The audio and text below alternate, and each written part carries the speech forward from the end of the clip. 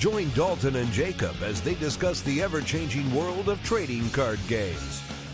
TCG Buzz starts now.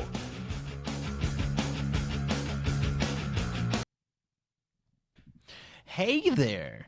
We definitely did not delay this live stream by a couple of minutes so Bryce could go find a charger. Right, Bryce? What can I say? Like, phone is life, just like Android 21. So I'm your host, Dalton, for the day, I guess. No, I guess technically I'm Jacob, and for today you're Dalton. Is that accurate? We're pretty good at memeing, so you know. So, I've challenged Bryce today, and by challenge I mean I have not brought this up to him whatsoever until right now, to go through this entire episode without referencing Dragon Ball Z Abridged. A moment of silence for the memes in the chat. He will not be able to do it. No, not at all. Not even close.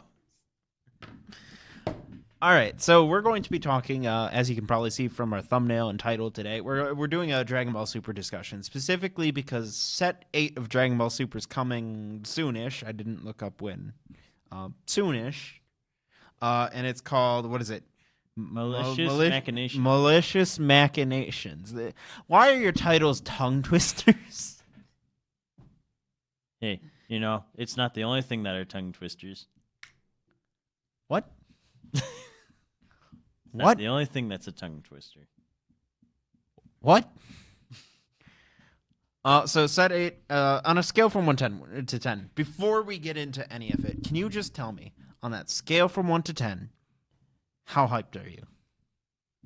Why limit me to 10? Why not just go to 1 billion affinity? It's funny because remember your nana used to tell you sky's the limit. You missed out on a great over 9,000 joke, man. You are clearly rusty. I'm sorry, it's 1,006. And with that, he has broken his challenge. 100% cannot do that. So we're going to be going over Set 8. We've already, I want to say around a month ago or so, we did kind of keeping up to date live stream, you know, how have things been going with the game while talking about our personal feelings and experiences with it. So if you haven't seen that, go please do so. It was pretty good in, you know, the train wrecky way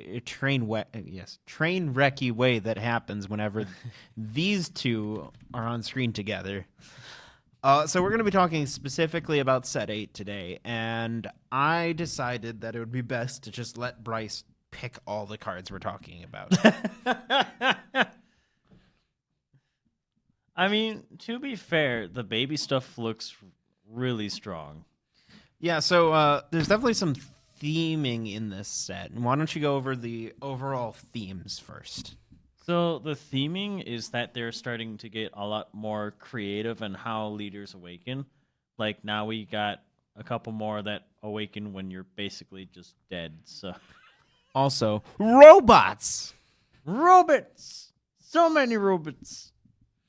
Yeah, this is the most android-y, robot-y filled set we've ever had. Which is what they were going for. Which is pretty cool.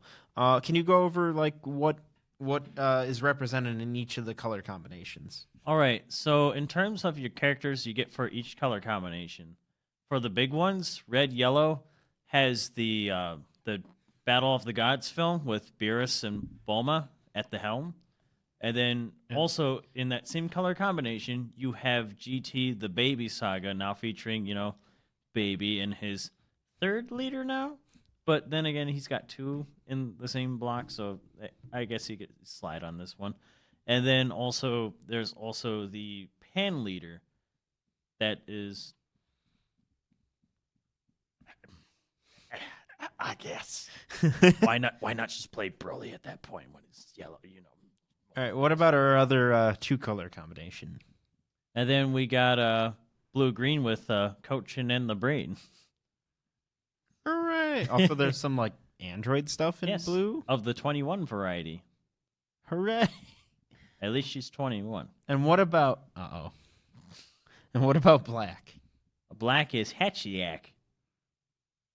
I will say there's definitely like a drop. Oh, there. Like, excuse me, Santa Claus. That's my bad.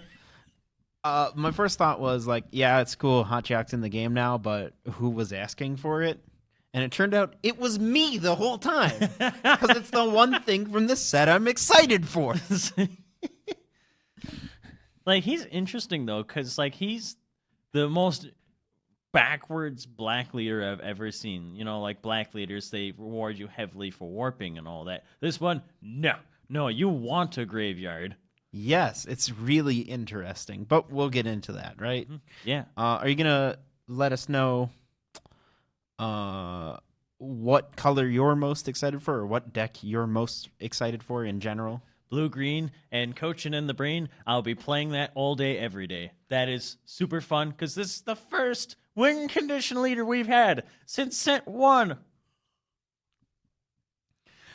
So you're excited for World's Strongest stuff, which is the best Dragon Ball movie in both TFS and regular. Yeah, it's my favorite. I'm most excited for Hachiak stuff because of the play style, even though I think Hachiak's one of the most boring things from one of the most boring films we've ever gotten. The TFS saved that film. So hardcore. I have to say, I do see, in general with this set, a power bump. More significant one than we've seen with, say, set 6 and set 7. Would you agree with that? Not really. I feel like this is kind of like a bump in the other direction. Like it's rewarding you for going a little bit slower now. Yeah, there's definitely a slowdown, but I feel like they're getting away with certain things they were really careful, like around that set 6 time, to not do. And now they're saying, okay, we figured out what's broken, and we're staying away with that, but trying to experiment in new areas and make new strategies. Yeah, because there's definitely more counterplays too now that they're making that they're weird because they're really strong counterplays, but you can only use them when you're basically awakened at this point. Right. I feel like with how strong the game is right now, they've got a lot more freedom with stuff like that. Like you take almost any one of our new leaders and print them in like set 3 or set 4, and they instantly break the game. I mean, can you imagine if the Bulma leader was printed a year ago? Oh, yeah. Absolutely. Like, there's definitely a power creep in a lot of the leaders, but it's not as bad as it was set 3, set 4, where you played the one leader. Or as opposed to now, at least you have a wide variety of leaders you can choose from. Although, Shenron, I'm keeping an eye out on you, but you're looking a little strong there. So Bryce was supposed to read off cards for us, but then I remembered his phone is dead. So I'm going to very awkwardly pass my phone to him so he can use that. Here you go, buddy. Oh, it's so tight. There goes our monetization. Thanks, buddy. All right, so we're going to give Bryce... That chair was way too close into the deck. Bryce is going to load up some cards to talk about. When does set 8 come on sale? I wonder. That's November 22nd, the same weekend that they decide to launch the Magnificent Collection. Wait. So, you know, two Wait, what? products on the same weekend are good. It's also around Thanksgiving for us American fans, right? Oh, hooray. When's Canadian Thanksgiving? Because they have their own, don't they? I'm pretty sure Canada has their own Thanksgiving. Don't quote me on that. Maybe. But so I guess instead of going out for Black Friday, you can just like stay home and play Dragon Ball, or go to your local game store and support them if they're open. Right. I don't know. Most local game stores do tend to be open on holidays. Can you tell I'm stalling? No, but the first one we'll talk about is Beerus, because he's very unique in what he does. So I will say I was disappointed in this leader for one reason. I actually like him a lot. No activate, have 16 energy or more, win the game. That's not till the next set, my guy. Chill out. I know, but every Beerus needs it. Well, he's not blue, so It's his sucks to be signature you. move. His signature move. Try to stall out to turn, I don't know, when you decide to go to KFC. But his front side, you once per turn can pitch a red or yellow card from your hand. Doesn't matter if it's battle card or not. And then you draw 2. So you're already getting a +1 off that. Not even attacking, mind you. Taking some notes from Harudagan, I see. Then when your life is 4 or less, you switch 2 of your energy to act mode. His front side is literally just Harudagan, but color specific. Hooray! But his backside, though, is what makes him unique.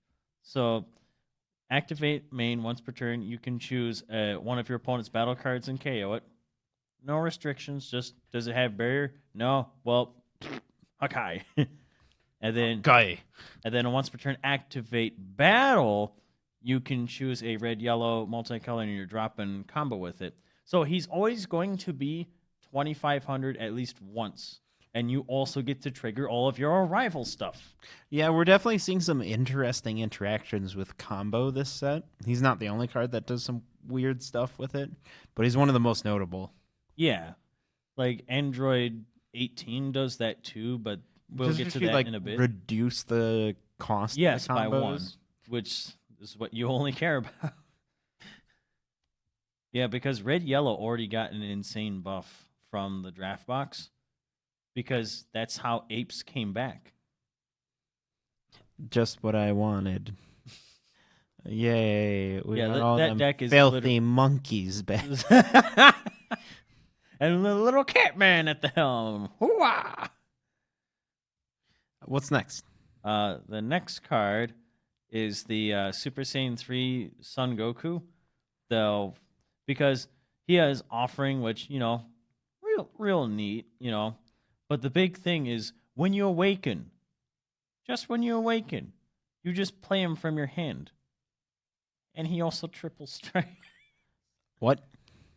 Yeah. How much power does he have?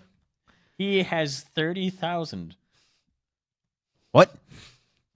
30,000 triple striker for free? When you do something you will do every single game? Yeah. What's the downside? Oh no, you have to nuke one of your 2,500 or more power red battle cards. Not you're already doing that. Hooray! Frieza prison got an auto.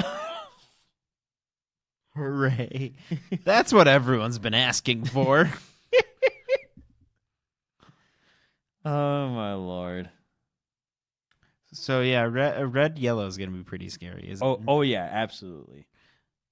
How many people do you think are going to end up playing the Bulma leader, though? Actually, quite a bit, considering you give all your, the most.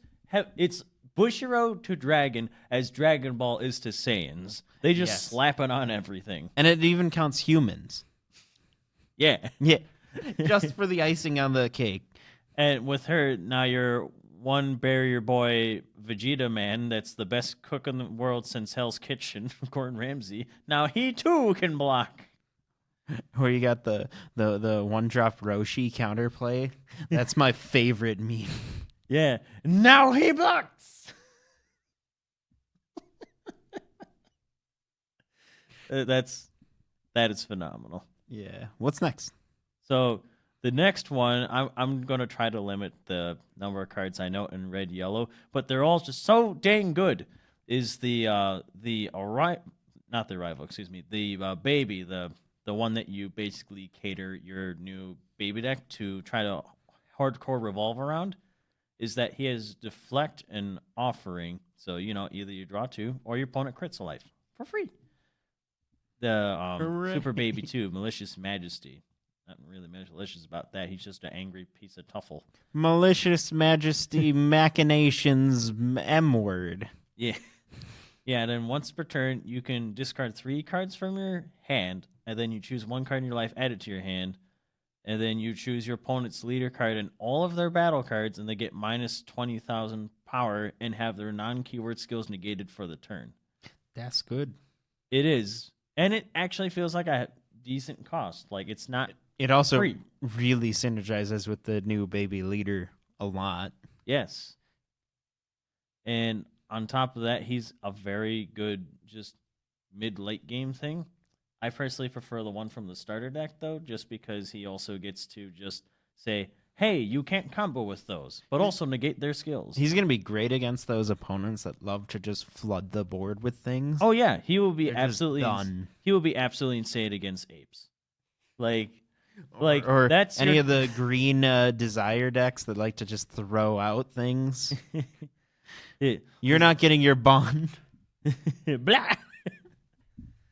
But moving on to the green blue stuff, you know, the little showstopper for this set is Android 21. Everyone's been asking for her. Everyone just loves the character, and you know, for multiple reasons. Multiple reasons. Yeah. But they're doing more of the when you play this in your leader area, you know, get this, you know, field. That's the one. Field that coincides with said leader, because it started off with Metacooler, then they went to Broly for that, and now they're doing Android 21. Yeah. And Android 18, but that's only and Android 18, but that's kind of awkward. Right. Right. But basically, both her front and back, you get to kill a clone on your opponent's battle area, which the field makes, that you draw one, and then you get to bounce one of their one-costers, which you don't care about that. But the big thing is that you're charging up your blue-green energy to active mode. So you will always... It's trying to take notes from Soul Striker, but it's like, why not just play Soul Striker? But the field spell is what incentivizes you to do it, though. Because the field spell says the important thing that this game needed for a very long while, all creatures have summoning sickness. We've done plenty of test games for fun here where we just played the game with summoning sickness. Right. And it works pretty well, actually. Yes. So now everything has summoning sickness when she's doing her thing, which is pretty interesting. I'm really wondering how players' strategies are going to change. They're because all of going that to matchup. play 4 Vegetas because people hate it when their plans are hindered, even in the slightest. It's like EDH players. They blow up the world, and whenever something upsets them, you stole my Vicar die, Jackal Hops. Great. And yep, that's just how people. Wish there was better threat assessment, man. I wish people had better threat assessment.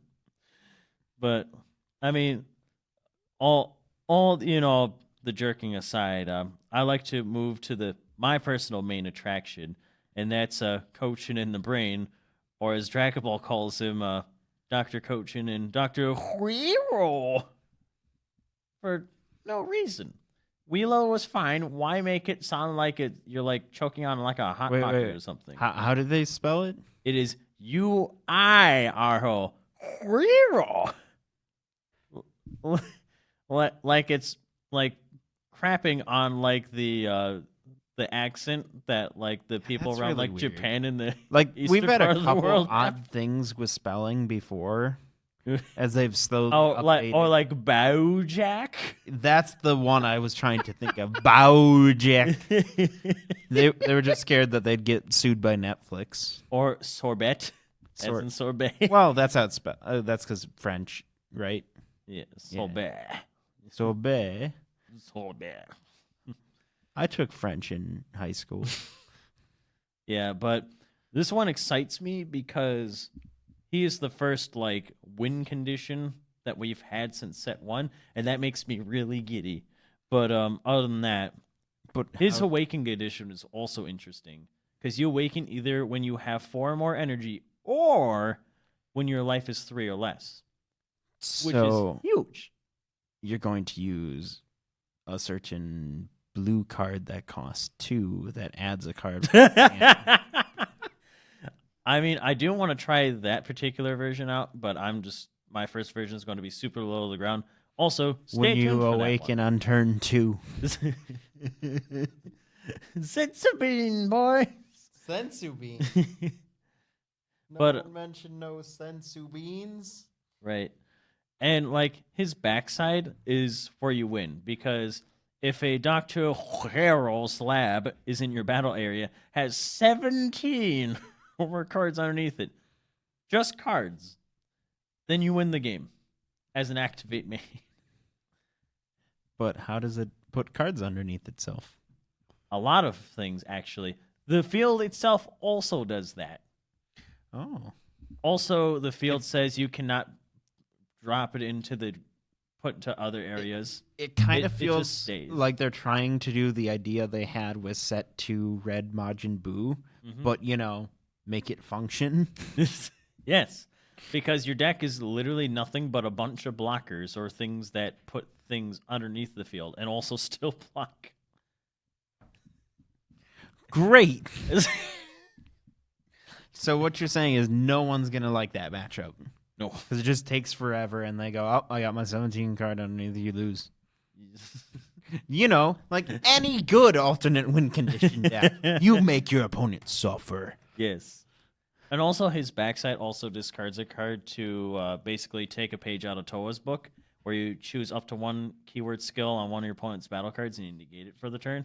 Like, I don't like that triple strike. No. I don't like that barrier.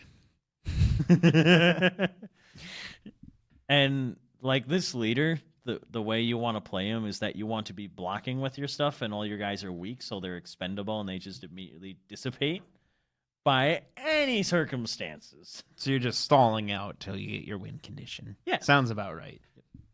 So a lot of them like tuck away one card or two cards at a time. But the big one that I like a lot because he's flexible and he actually has a decent, like, you have to build up to get this effect. Like Bond 3. Bond 2's easy because you have like one guy stick around, whatever. But Bond 3, it's a bit of a stretch. It's a little harder because you have to actively try for it, even though it's not ridiculous like a Bond 4 or something, but like... Well, they'll never print a Bond 4. Bond 12! But you either tuck two cards, well, your opponent takes two cards from their hand and place them underneath your lab, or if you're not playing that strategy, your opponent chooses two cards from the hand and sends them to the warp. What I like is it's support for this deck while it's also still... being for other green decks. Right, which is pretty cool. Yeah, I could see him playing it in Broly. Like, I could see him played in like green Shenron lists. Yeah, I could see it there. Because then, like, you have the 6-drop Broly that falls behind him thanks to the draft box Broly. When he attacks, he dies, and then you get back your 6-drop to nuke two cards out of their hand. Then you have anti-Rawlses and all that to keep hitting their hand. Which, hooray! Hooray! Please put Cell back to Fort. It hurts. At this point, it really should happen. Like, honestly. there's I am so many in the counterplays, too. Like, who cares? Like, you're going to counterplay the darn thing anyways. I'm in the camp that Cell should be brought back at this point. Right. And especially with Denial of Hope. You know what Denial of Hope stops? A lot of things. Denial of Hope's such a ridiculous card. I love it, man. Like, it has no size restriction. Just does it have 20,000 or less power? Yeah, well, it's gone. Oh. Well, oops. Oops. And then the other big card that I want to talk about in this color combination is Android 21 Violent Predator. You know, big ol' like stupid, that's a big good name. Dumb thing that just does a thing. What rarity is that? That sounds like an SR. It's an SR. Yes, you can sometimes play a game sometime where like a new set's revealed and you have a friend with you and you just read them the names of the cards and they have to guess which ones are the SRs. Yeah, but she has triple attack deflect, so already good for an 8-drop. And then when she enters from your hand, so Shenron, you can't cheat her into play and get her stupid effect off, so you have to hard cast this lady. Unspecified Robit. Well, technically that counts. So, but when you play her from your hand, you negate the skills on all of your opponent's non-multicolored energy and battle cards. Put them to the bottom of their deck and shuffle. I'm sorry. Yes. Did you just say all of them that aren't? All of them. All of them that aren't dual colored.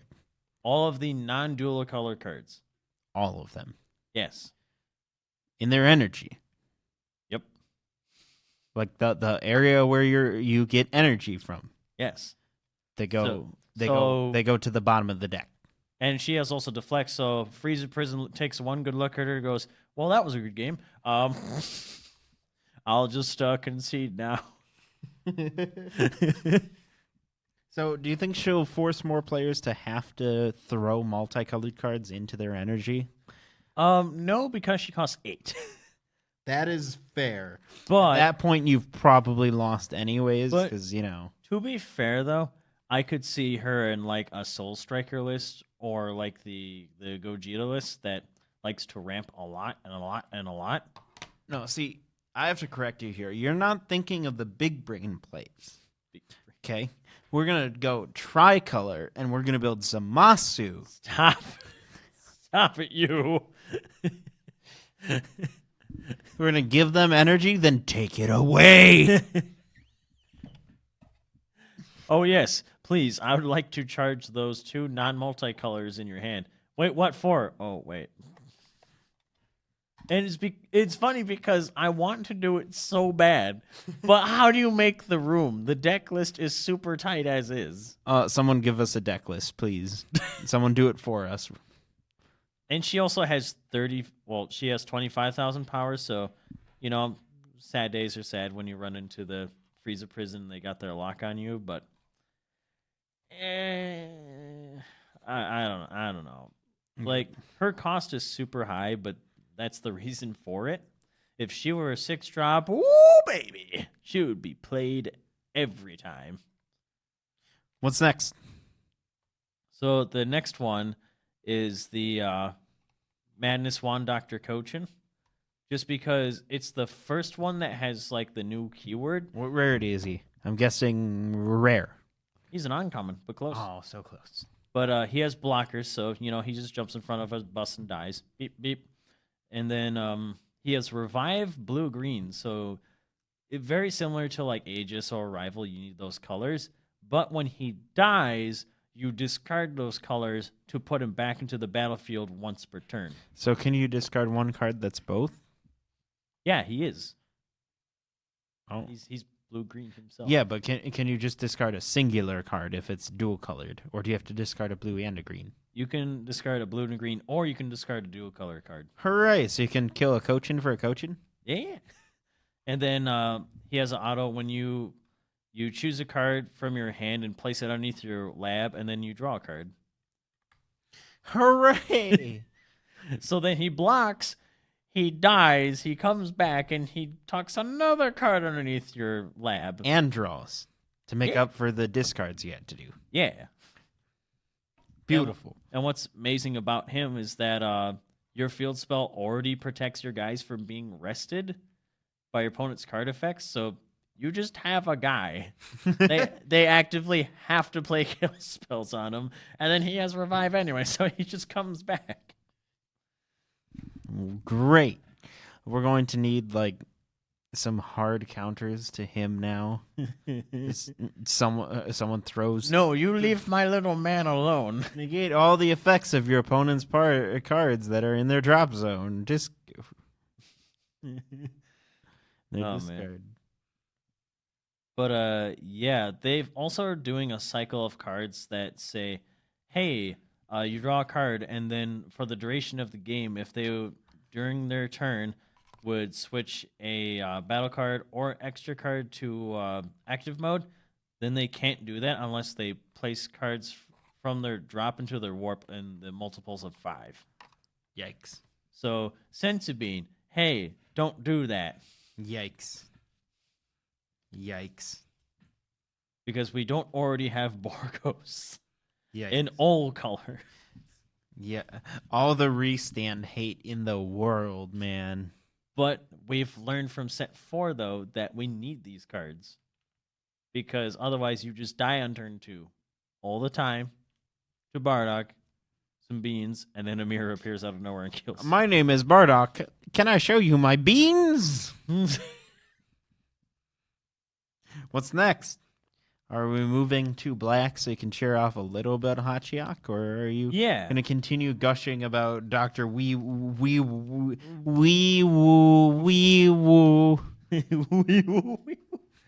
But there's a black card that I really like a lot. I'm trying to find it here. Oh yeah, Super Kamehameha, the counterplay that if your leader is black and your life is 4 or less, the battle card that they're playing, if it has an energy cost of 3 or less, is sent to the owner's warp instead. Ooh. And then if you have only black cards in your energy and your life is at 4 or less, so legally being able to cast it, you can activate the counter skill by taking a life instead. So if you're in a pinch, you could be like, I want to tap out to do my thing, and then no, don't do that. The only challenge is that at that part of the game, they're probably playing higher cost cards. Mm-hmm. So, like, it's balanced? It's balanced because it checks the other counterplay cards. So they try to counterplay you. You're like, haha, no. Seems interesting. What else do we have? The other one. So red, green, since we haven't really touched on those other colors. That's yet. right. We haven't touched the Christmas colors. Is it? But the cycle is basically like the other colors are also getting. If you have a multicolor in your energy of that color, then you reduce the combo cost of the card in your hand by 1. So you try to make a rival easier, which it's already stupid easy, but And then and for this Rats here, the rival of the invader, when you play him, your opponent reveals their hand. Then you choose a battle card with 35,000 power or less, and then you send it to the warp, and then it gains critical until end of turn. Yikes. So it's a Thoughtseize that also says, hey, I'm going to crit you. Nice. But also now I know what your hand is. Nice. So, man, this game gets so over the top with what it has. Sometimes it's kind of ridiculous. Right. And then let's see here. Got anything else for us? It's just namely bouncing back to the other red yellow stuff. But for red yellow, there's the new arrival man, Little Beerus boy. Is that when you play him, that you either kill one of your opponent's battle cards with 30,000 power or less, so that's a lot of cards you can kill with that. Or you choose up to one of your opponent's leader cards or battle cards in rest mode, ignoring barrier, and it can't stand until the end of their next turn. Yay. So, yeah. Yay. All right. Is that everything you'd like to point out for specific cards? I guess I should point out only 2 more, though, but that's because it's the multicolor energy exhaust, blah, blah, blah. Because green has Broly, red-green, and then blue-yellow has Beerus. So now red-yellow has Whis, because reasons. So then he has if you have the other multicolor, congrats, you negate his energy exhaust. But if you play him, though, you choose up to one of your opponent's battle cards and negate its skills for a duration of the turn. Which is neat. Gee willikers. Wow, there's a reason to play them now?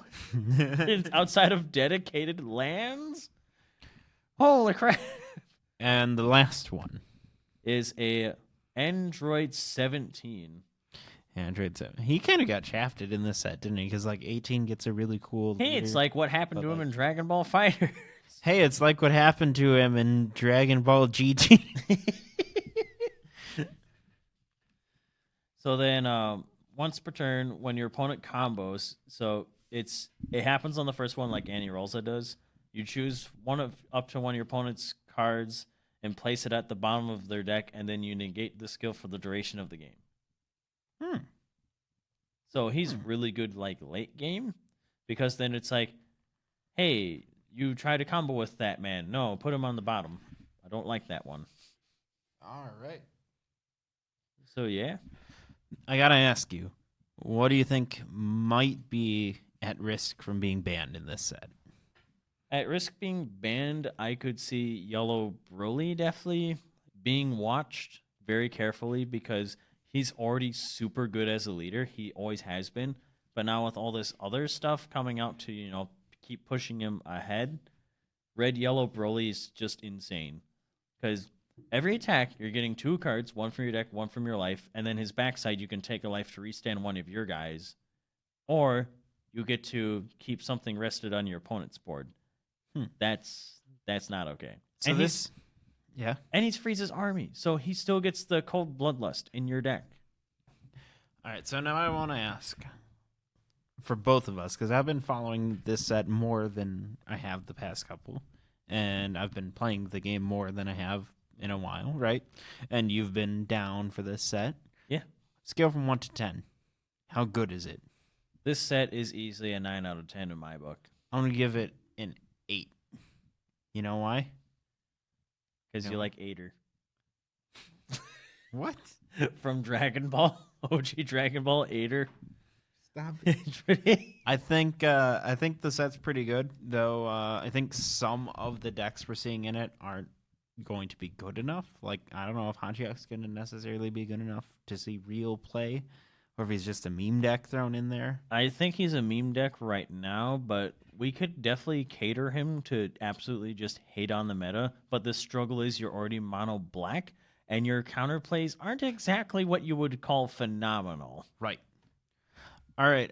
Do you have any final thoughts on this miraculous, meticulous Matilda Expialidocious set? I see you, Mary Poppins. I see you over there. Guys, Bandai, if it's hard to say a set's name, don't use that set name. But yeah, expect us to pick up, all the starter decks that also come around the exact same time, mind you. So that way we can showcase the baby and the Android 21 expert deck. And then, yeah, I think it's going to be a swell time, my guy. All right. Well, thank you guys so much for watching this live stream where Bryce and I talk about, I forgot the set's name. Malicious Machinations. Malicious Machinations. Let us know what other Dragon Ball Super content you're looking forward to for the future. Zag it! Oh, today, the day we are doing this live stream, we posted a video about a new card game that we were sent a demo deck for called Gem Blenders. It's pretty fun. You should check it out. And that's how I end the video. So see you guys next time. Yeah. Thanks for listening to TCG Buzz. New episodes can be found on tcgbuzz.com. Don't forget to like us on Facebook and follow us on Twitter. For box openings, deck profiles, and more, make sure to subscribe to our YouTube channel.